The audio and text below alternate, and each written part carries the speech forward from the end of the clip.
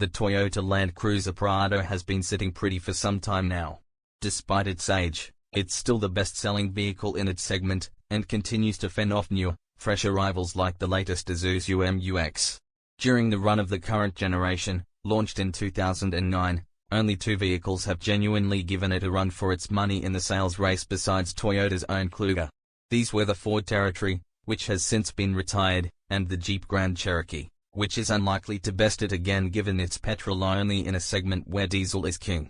It's also recently been given a shot of adrenaline in the form of an upgraded 2.8-litre turbo diesel engine, giving it more power and torque. Even though a new Prado is still a few years away, the current car should continue its run atop the sales charts, right?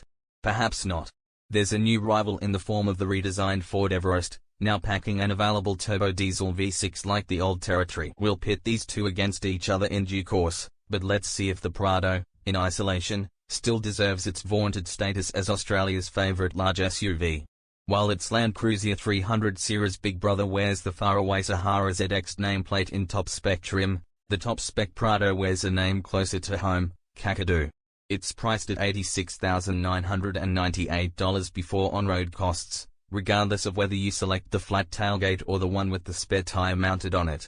That's just over $10,000 more than the next rung down, the Prado VX, as well as the flagship Ford Everest Platinum, $77,690 before on-roads, though it's $2,183 less than the larger Toyota Landcruiser 300 Series in base GX guise and $992 less than a mid-range Jeep Grand Cherokee L Limited. The Kakadu's price also puts it well above other ute-based rivals like the Isuzu MU-X LST, $67,400 before on-roads, and slightly above the base Nissan Patrol T, $82,160 before on-roads, from the segment above. With the $675 metallic paint added and based on a Sydney postcode, our Kakadu tester rang up at $94,787 drive away. Soft touch trim is used on top of the dash, with leatherette trim down the side of the center stack if not on the sides of the center console. At least the latter isn't too bulky and intrusive and, while the Kakadu doesn't quite feel Lexus grade inside, it's certainly far removed from a Fortuner. The Prado's cabin shows its age in some areas. There's no head-up display, for example, while the shifter looks like it's out of the Toyota parts bin circa 2006. The Kakadu has a JBL 14-speaker sound system, but sound quality is nothing spectacular. There's also a serious lack of USB outlets in the cabin compared to more modern rivals. The analog instruments are quite attractive and legible, while there's an inoffensive 4.2-inch digital screen between them. It was annoying to find the digital speedometer sometimes is hidden, particularly as there's no head-up display. There's a cavernous center console cooler box up front, an excellent idea, and bottle holders in the doors that can fit 1.5 liters bottles. There's a strange L-shaped cavity on the center console that you can stand most mobile phones up in, as well as cup holders at the base of the center stack. Second row occupants have a HDMI port and a 12-volt outlet, as well as an array of switches for adjusting the climate control and heated seats but no USB outlets.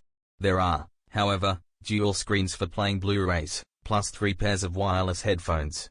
I'm 180 centimeters tall and I could technically fit in the third row, but I wouldn't want to be there for long. My head was against the roof and my knees against the seat backs, though the second row can be slid forward to free up more space.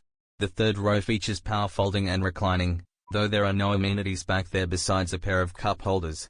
The cargo bay also features a 230 volts outlet. Boot space is virtually non-existent with the third row up. There's just 120 liters, while the rearmost seats are slow to fold.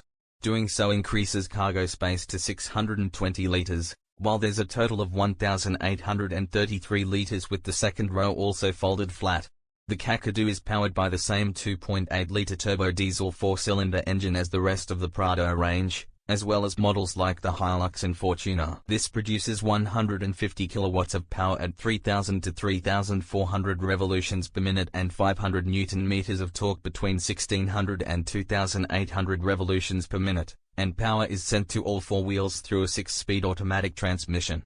The four-wheel drive system features a full-time mode, as well as selectable low range. The Australian market Prado lost its petrol option in 2018 when Toyota dropped the 4.0-litre V6.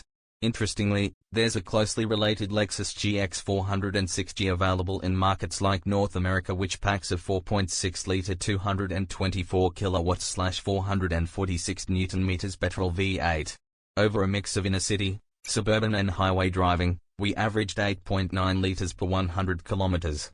This increased to 9.6 liters per 100 kilometers over the course of a week, which included a trip from Melbourne to Victoria's High Country and back.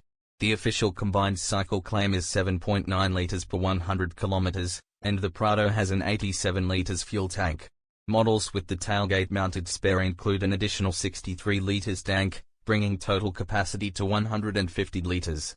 Brake towing capacity is 3,000 kilograms, which falls short of the 3,500 kilograms claims of the MU-X and Everest. If off-roadability isn't as important to you, and considering the Prado VX is already quite capable, there's logic in pocketing the extra $10,000 or so and going for the VX. Toyota offers capped price servicing, but the Prado's intervals are frustratingly set at 6 months or 10,000 km. The first 6 services are capped at $260 each, and the Prado is backed by a 5-year, unlimited kilometer warranty. In contrast, an Everest has the same warranty but longer intervals of 12 months or 15,000 kilometers, with the first 5 services capped at $329.